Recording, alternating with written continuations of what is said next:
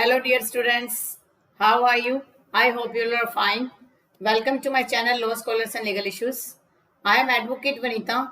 I am presenting here again with another important topic that is related to Evidence Act. In the last previous class of Evidence Act, we have already discussed the types of evidences, the kinds of evidences you can say in any word. In today's lecture, we will further continue the word, term, और you can say that the definition of court. Court क्या होता है? सबसे पहले अगर हम section 3 को समझें तो सेक्शन 3 के अंदर कुछ फैक्ट्स दिए हुए हैं, कुछ डेफिनेशंस दी हुई हैं. उनमें से कोर्ट भी एक इम्पोर्टेंट डेफिनेशन है. हालांकि इस पर जो है कोई विस्तृत आप ये कह सकते हो कि डिटेल में ऐसा कुछ नहीं है जो हम इसे डिस्कस कर सकें, लेकिन फिर भी कोर्ट से रिलेटेड काफ़ी फैक्ट्स है जो आज की क्लास में हम डिस्कस करेंगे. तो चलिए आज का लेक्चर हम कंटिन्यू करते हैं. कोर्ट इंक्लूड्स, यहाँ पर जो डेफिनेशन आपको दी गई है वो सिर्फ कोर्ट की डेफिनेशन नहीं बताता, बल्कि वो ये कह रहा है कि कोर्ट के अंदर क्या क्या इंक्लूड होते हैं. तो कोर्ट इंक्लूड्स ऑल जजेस, जो भी जजेस होंगे वो इंक्लूड होंगे, मजिस्ट्रेट्स एंड ऑल पर्सन्स, और वो हर वो व्यक्ति, एक्सेप्ट आर्बिट्रेटर्स. आर्बिट्रेटर्स नहीं आएंगे जो आर्बिट्रेशन एक्ट के तहत है. इसको छोड़कर legally authorise to take evidence, हर वो जज, मजिस्ट्रेट या कोई और व्यक्ति जो लीगली कानूनी तौर पर एविडेंस लेने के लिए ऑथराइज किया गया है. It may be noted that in a trial by jury, अगर ज्यूरी के द्वारा ट्रायल होता है. ज्यूरी क्या होता था कि पहले ज्यूरी के मैटर होते थे, ज्यूरी में 8, 9, 10 या जितने भी हैं जजेस की बेंच बनती थी. और ये ज्यूरी क्या थी, ये कहीं ना कहीं मीडिया से इफेक्टेड होती थी. जो नानावती का जो केस था, केएम नानावती, जिस पर रुस्तम मूवी बनी हुई है, उसमें भी तो ज्यूरी सिस्टम था. A court does not include N arbitrator, court के अंदर आर्बिट्रेटर इंक्लूड नहीं होगा, हालांकि वो लीगली ऑथराइज होता है एविडेंस लेने के लिए. तो कुछ एक टर्म है जो कोर्ट में इंक्लूड होगी, कुछ एक टर्म है जो कोर्ट में इंक्लूड नहीं होगी. कुछ एक टर्म को समझते हैं क्या क्या जो टर्म है वो जो है कोर्ट में इंक्लूड होती है. अगर हम बात करें कोर्ट की, तो कई जो है आप ये कह सकते हो कि जजमेंट्स आए हैं बार बार, और जो जजमेंट्स हैं वो काफी हद तक किसी भी चीज को इंटरप्रेट करते हैं, किसी भी वर्ड को इंटरप्रेट करते हैं. तो इस प्रकार से आप कह सकते हो कि कोर्ट की जो वाइड इंटरप्रिटेशन कोर्ट ने की हुई है. सुप्रीम कोर्ट ने एक केस था, केस का नाम था state of MP, state of MP versus Anshuman Shukla. Anshuman Shukla, इस केस में ये बात कही गई कि जो कोई भी अथॉरिटी है जो एमपी के मध्यस्थानम अधिकरण अधिनियम, यानी कि आप कह सकते हो ट्रिब्यूनल, अगर कोई ट्रिब्यूनल जो है गठित की गई है और उसके अंदर ऑथराइज है, वो जो अथॉरिटी है, इफ वो ऑथराइज हो, ऑथराइज किससे हो, बाय लॉ हो, लीगली हो, authorise legally to take evidence, अगर वो एविडेंस लेने के लिए लीगली ऑथराइज किया गया है तो उसे क्या माना जाएगा, इट इज ऑल्सो कोर्ट. इसे जो है कोर्ट की आप संज्ञा दोगे, ये बात इसमें कही गई थी. अगर हम इसी तरीके से बात करें तो इसमें जो है कोर्ट ने ये बात कही कि जो सेक्शन 3 है ऑफ इंडियन एविडेंस एक्ट का इज नॉट एग्जॉस्टिव, ये एग्जॉस्टिव नहीं है, यानी कि लिमिटेड नहीं है. तो ट्रिब्यूनल भी कोर्ट है, इसके साथ साथ जो लेबर कोर्ट है वो भी क्या कर सकते हैं, लेबर कोर्ट को जो है अगर हम टेक्निकल सेंस में समझे तो वो कोर्ट की कैटेगरी में नहीं आता, लेकिन अगर हम एविडेंसेस की सेंस में समझे तो that can be treated as a court, तो उसे भी जो है कोर्ट बोला जाता है. तो इस प्रकार से लीगली ऑथराइज्ड है, लेकिन कुछ स्पेशली एक्सेप्ट कर दिया गया है, निकाल दिया गया है, तो उसे आप जो है कोर्ट नहीं कहोगे, ये बात इसमें कही गई है. अब हम बात करते हैं इसके साथ एक और डेफिनेशन की, जो फैक्ट है उसके बारे में समझते हैं वो क्या है.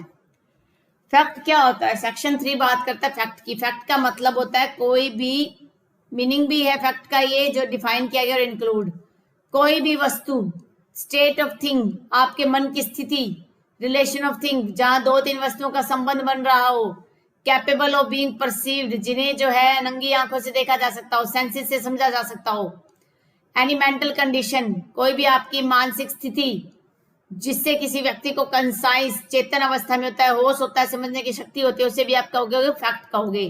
तो ये फैक्ट जो होता है ये होता है फिजिकल फैक्ट, और जो बी पार्ट है इसका ये होता है साइकोलॉजिकल फैक्ट। तो इनमें थोड़ा सा ये डिफरेंस है। इसका मतलब क्या है, मीन्स एंड इंक्लूड्स का मतलब है कि जहां कहीं भी यूज किया जाएगा इस डेफिनेशन को तो हार्ड और फास्ट रूल जो है इसका लेकर चलेंगे हम। कहने का मतलब है कि डेफिनेशन में जो कुछ बताया गया उसी हिसाब से हम उसको चेंज करके चलेंगे। इट मीन्स इसका ये मतलब है कि हम सिर्फ फैक्ट के अंदर यही मीनिंग लेकर चलेंगे, ऐसा नहीं कि कोई और अदर मीनिंग आप लेके चलते हो। That is put down in definition, जो डेफिनेशन में दी गई है, असाइन की गई एक्सप्रेशन को, उसी को हम लेकर चलेंगे। नॉर्मल बात है कि कोई भी वस्तु है, कोई भी स्टेट ऑफ थिंक है, रिलेशन ऑफ थिंक है, कैपेबल है, जिसे हम आंखों से देख सकते हैं, अपने स्मेल से यानी कि नाक से स्मेल कर सकते हैं, जीभ से आप उसको स्वाद ले सकते हो, तो इस प्रकार की चीजें जो फैक्ट हो जाएंगी।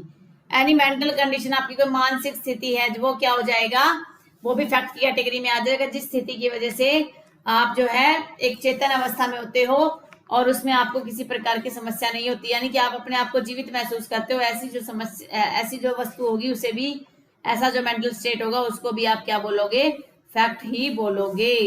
तो ये है कुछ टर्म जो हमें समझना जरूरी है। आगे कह रहा है कि it indicates N exhaustive explanation of the meaning with the purpose is that, इस एक्ट का जो पर्पज है उसके हिसाब से एग्जॉस्टिव एक्सप्लेनेशन है, और must invariably be attached to these words और एक्सप्रेशन, ये ना चाहते हुए भी कहीं ना कहीं इन एक्सप्रेशन से जुड़ी रहती है। कहने का मतलब है कि आप इन्हें अलग नहीं कर सकते, ये एक दूसरे से जुड़े होते हैं एक्सप्रेशन। इलस्ट्रेशन की बात देखें, that there are certain objects, कुछ वस्तुएं हैं, arranged in a certain order, ये कोई वस्तुएं हैं, कुछ खिलौने हैं, कुछ डोल हैं, ये एक ऑर्डर में लगी हुई है, विशेष ऑर्डर में, तो ये क्या है, एक फैक्ट है। ठीक है, ये एक फैक्ट है। अगर इनको कोई तोड़ देता है देन इश्यू अराइज हो जाएगा, हु ब्रोक इट। अब ये इश्यू है, हमें इसे साबित करना किसने तोड़ा, ये क्या बन जाता है, ये बन जाता है फैक्ट इन इश्यू, जो हम आगे की क्लास में डिस्कस करेंगे। आगे कह रहा है दैट मैन हर्ड और saw something is a fact, अगर आदमी ने कुछ महसूस किया, सुना, कुछ देखा, वो क्या फैक्ट है।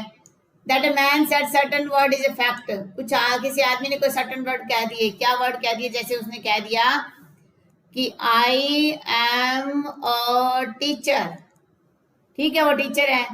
अगर कोई दूसरा आगे कह देता है ये टीचर नहीं है, ये तो डॉक्टर है, तो इस पॉइंट पर इश्यू राइज हो जाएगा कि वेदर दैट इज टीचर और डॉक्टर, तो वो क्या बन जाएगा, फैक्ट इन इश्यू बन जाएगा। That a man hold a certain opinion, एक आदमी किसी बात के प्रति कोई अपना विचार रख रहा है, उसकी कुछ इंटेंशन है, या वो गुड फेथ में कर रहा है, या कोई फ्रॉड से कुछ काम कर रहा है, या यूज कर रहा है particular word in a particular sense, कोई भी एक शब्द को वो यूज कर रहा है उसके मीनिंग के साथ, तो जो ये सब कुछ होगा तो इसे क्या माना जाएगा, और इज और was at a specified time conscious of a particular sensation, जब किसी विशेष स्थिति पर आकर वो जो है अपनी सेंसेशन का मतलब है अपनी मनोस्थिति को एक्सप्रेस करता है, उसे क्या बोलते हैं, फैक्ट बोलते हैं। That man has a certain reputation, क्या किसी आदमी की जो एक सर्टेन रेपुटेशन है तो क्या उसे फैक्ट बोला जाएगा, उसे भी क्या बोला जाएगा, फैक्ट बोला जाएगा। ये बात इसमें कही गई है। अब आगे हम डिस्कस करते हैं फिजिकल और साइकोलॉजिकल फैक्ट। फिजिकल फैक्ट्स कौन से होते हैं, These facts are called as external fact, इन्हें एक्सटर्नल फैक्ट भी कहते हैं। एक्सटर्नल का मतलब जो फिजिकली हम जिस फैक्ट को टच कर सकते हैं, महसूस कर सकते हैं, तो उसे क्या बोला जाएगा, फिजिकली फैक्ट बोला जाएगा, एक्सटर्नल फैक्ट बोला जाएगा। साइकोलॉजिकल मीन्स इंटरनल फैक्ट, आपके मन के अंदर क्या कुछ चल रहा है उस प्रकार के जो फैक्ट्स होंगे वो आपके इंटरनल फैक्ट्स होंगे। तो इस प्रकार से even facts which can not be perceived by the senses, हालांकि कुछ ऐसे फैक्ट्स है जो आप आंखों से नहीं देख सकते, कि मैं आपको गाली निकाल रही हूँ, या मैं आपके साथ कैसा व्यवहार करना चाह रही हूँ, मन में क्या सोच रही हूँ, क्या मेरी इंटेंशन है, क्या मैं फ्रॉड करना चाह रही हूँ आपके साथ, या मेरा गुड फेथ है, ये सारे भी फैक्ट है। हालांकि ये चीजें जो है आपको महसूस नहीं होगी, आपको दिखाई नहीं देगी, Indeed, anything which is the subject of perception of consciousness. Perception of consciousness का मतलब है जिसे आप कुछ चेतन अवस्था में सोचते हो, जिसमें आपको सोचने की क्षमता हो जाती है, उसे क्या बोला जाता है? उसे फैक्ट्स बोला जाता है. These are, ये जो फैक्ट्स होते हैं ना, ये अदर काइंड्स के फैक्ट्स होते हैं. किस प्रकार के फैक्ट्स होते हैं? इसमें कोई आपके माइंड के साथ कुछ खिलवाड़ किया जाता है, आपके माइंड जो है इसमें पूरी तरह से इन्वॉल्व होता है, तो उसे क्या बोला जाएगा? इंटरनल फैक्ट्स बोला जाएगा. अगर हम इंटरनल फैक्ट की और बात करें कि किसी भी, आप नॉर्मल सेंस में समझे, स्टेट ऑफ माइंड है किसी का, स्टेट ऑफ माइंड, स्टेट का मतलब होता है दशा. किसी के माइंड की क्या दशा है, क्या वो हैप्पी है या वो रिवेंज लेना चाह रहा है, किस प्रकार का उसका मेंटल स्टेट है, वो भी क्या हो जाएगा? फैक्ट हो जाएगा. जब इसी फैक्ट को जब इश्यू में लाया जाएगा, जब विवादों में आएगा, तो ये क्या बन जाएगा? फैक्ट एंड इश्यू बन जाएगा.